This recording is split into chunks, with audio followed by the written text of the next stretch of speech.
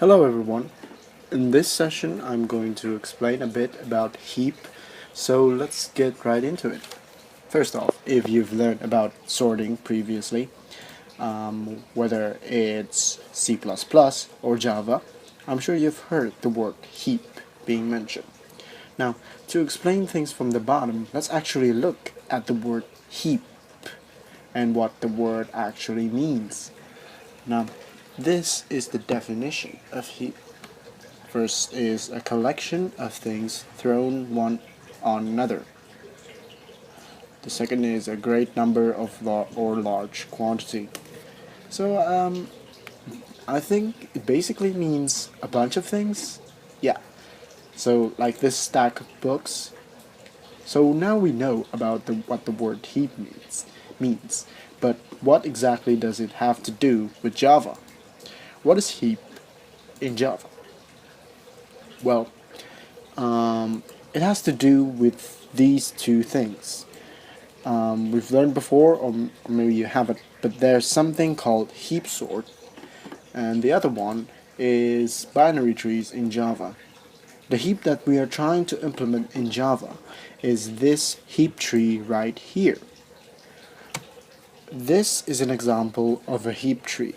The main characteristic, or rather its rule, is that the parent on a heap tree is always larger than its child. We can see here, for example, starting from the root, 100 is bigger than 19 and 36. 19 is bigger than 17 and 3. 17 is bigger than 2 and 7. 36 is bigger than 25 and 1.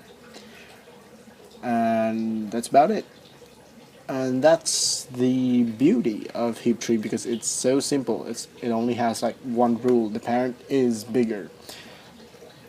Later I will demonstrate how to create a heap tree from the beginning, where we will try to insert it from the root. So why? But wait a minute. Now the most important part. We know what heap is. It puts the biggest integer at the root. Oh, I almost forgot. There are actually two kinds of heaps. There's min heap, like minimum, and max heap, like maximum. They differ on how they prioritize the numbers. In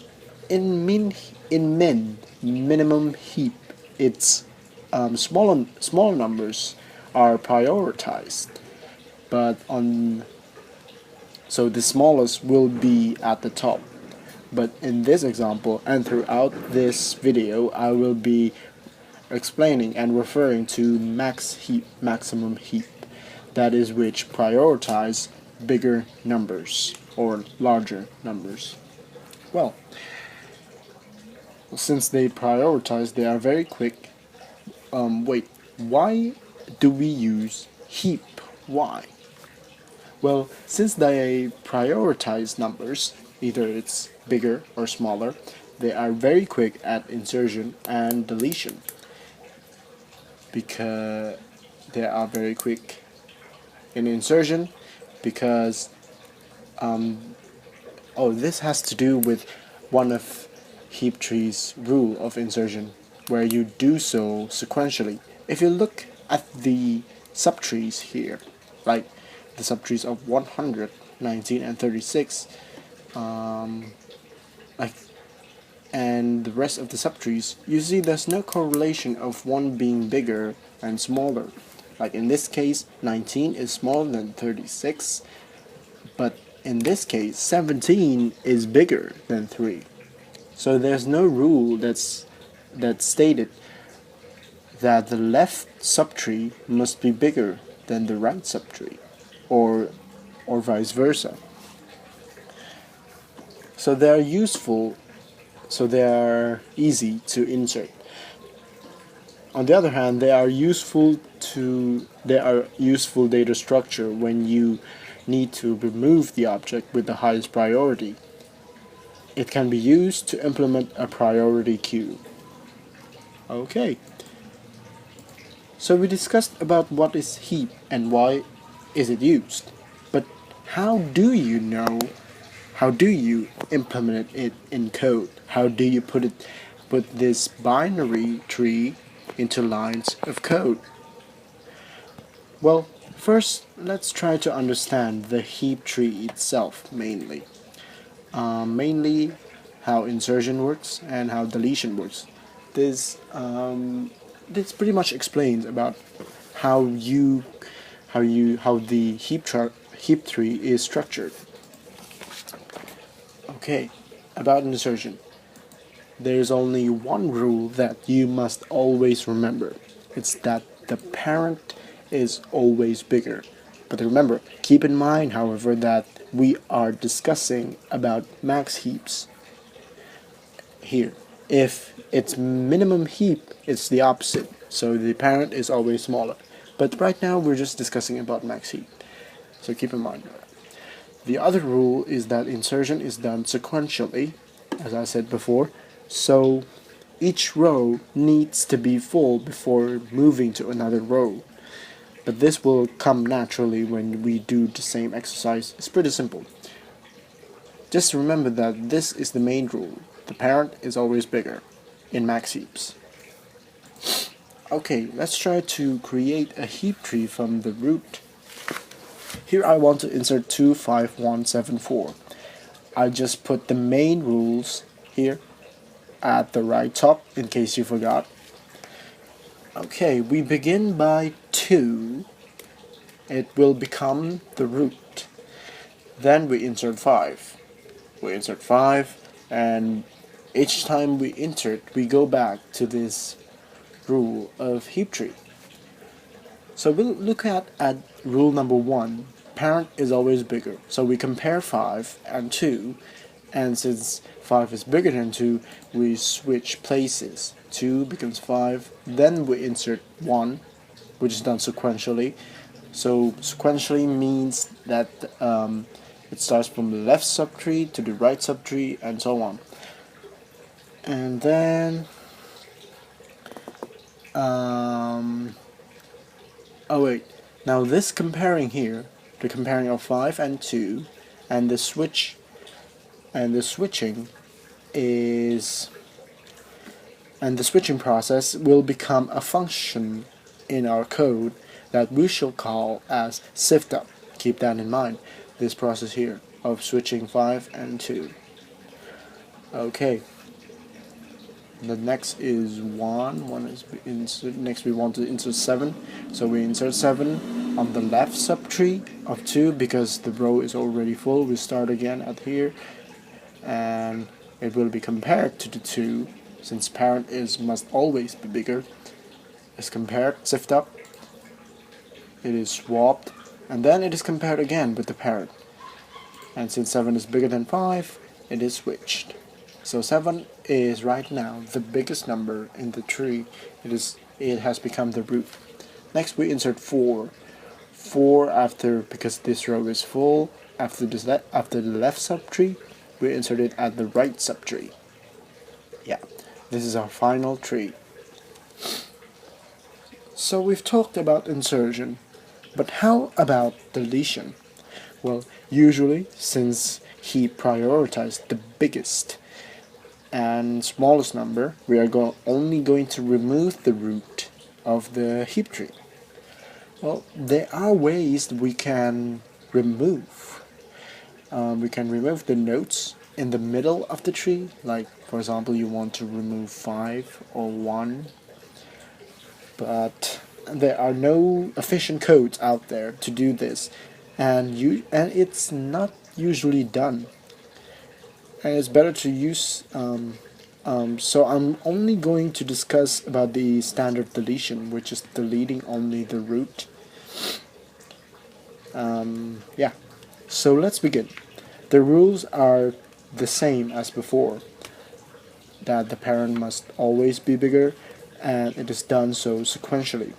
However, there's a certain way in which we are going to go about deletion. It has to do with the second rule. When we remove the root, we are going to replace it. It is replaced with the last node position or last node inserted. In this case, it's 4. It's 4. So 7 will be replaced by 4. And then it refers back to the first rule of heap tree, which is the parent is always bigger, so it is compared with the children of 4. But before we compare the children's, we need to make sure that the parent is bigger for both subtrees. For in this case, we have both 5 and 1 subtrees. So to make sure we only go about this, we don't have to compare it to both of them. We just compare the subtrees with one another. 5 will be compared to 1, and the bigger number will be compared to 4. So as we see right here, 5 is compared to 1, and the bigger one, which is obviously 5, is then compared to 4, and then 4 is switched with 5. And then we check again 4 and 2. Since 4 is bigger than 2, then the heap tree is not violated. And let me remind you that this process of 4 being compared with the bigger subtree, like in this case 5, this whole process from here until here, starting from 5 being compared to the subtree, and the bigger number being compared to the parent, and so on. This is what will become sift down in our code. To keep that in mind. Okay, so now that we've discussed about how the heap tree functions, how the heap tree is structured, and how insertion and deletion works in heap tree, now the tricky part is how to implement it in code, in actual Java code. So we're going to use an array, and I think it's best if we try from the beginning, from when we are trying to insert it. We're trying to create a heap tree of how the numbers are placed in the array. For instance, in our previous example, we inserted 2, 5, 1, and 1, 7, and 4. So we created an array. It doesn't have to be like 5, maybe 10. So we place the array and we insert it at 2. 2 is placed at the first index. This is the 0 index. And then we insert 5. 5 is then compared to 2, and it is then switched. So it is switched, then we insert 1, it has no problem with 5, and then we insert 7. And since 7 is smaller than 5, than 2, it is switched to 2. 5, 7, 1, 2. Then we insert 4. 4 doesn't have wait a minute. 5 is also switched with 7. I'm sorry. Then we insert 4. 4 doesn't have a problem with 5, and then it's finished. Okay, you've seen a glimpse about it. Now look at this example right here. If you take a look at the array structure here, you might find a pattern of which we could detect which parent has which child. Which parent is which child's parent is we can determine the children and the parent. Okay. For instance, the children, there's a certain formula for the array. The children will always be the parent's index times 2 plus 1 and plus 2. Since it's better if I demonstrate it. If we have the parent at the 0 index, we multiply that by 2. So 0 multiplies by 2 equals 0 plus 1 plus 2, and this is the children. 19 and 36 is the children of 100. And then we continue. 1 multiplied by 2 equals to 2 plus 1 and 2, so it's 3 and 4. 3 and 4 will be the children of 1. See right here? 19 will have the children of 17 and 3. See? And 2 multiplied by 2 is 4.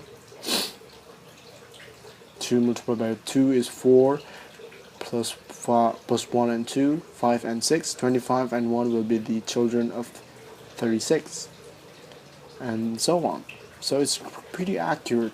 So this is how you place the numbers in the array, and how you find out which children is the children of which parent. So now we know how we are going to put the arrays, the numbers in the array. So if we know in the array which parent is the parent of which children, we can process the sift up and sift down. This is the code. This is a part of the code. I will be sharing the code later, but I'm going to discuss only some part of the code that is important. We used array list in the code because array list is flexible and it doesn't have size constraints. So when you insert in an array list, it has a certain library called add, which just adds the value into the last box, the last index of the array, and then we simply run sift up. So we, like before, we simply add them, and then we sift up. Pretty simple, right? So this is the sift up function. We start off by using k as the size -1. K here will be the children. K here means the index of the item we just inserted, because it is always inserted in the last position. So and array indexes always has a -1 of the size, so because it starts from 0. So if it is inserted in the index of 5, then the size will probably be 6. So 6 minus 1 equals 5, which is the index of k. Now we're going to continue and compare it with the parent until if it's bigger, it will be swapped, and if not, it is restart. Okay, now about the sift down, it's pretty simple. Try to understand it. Okay, yeah, and that's the end of my video. Thank you for watching, and please don't forget to like. Peace.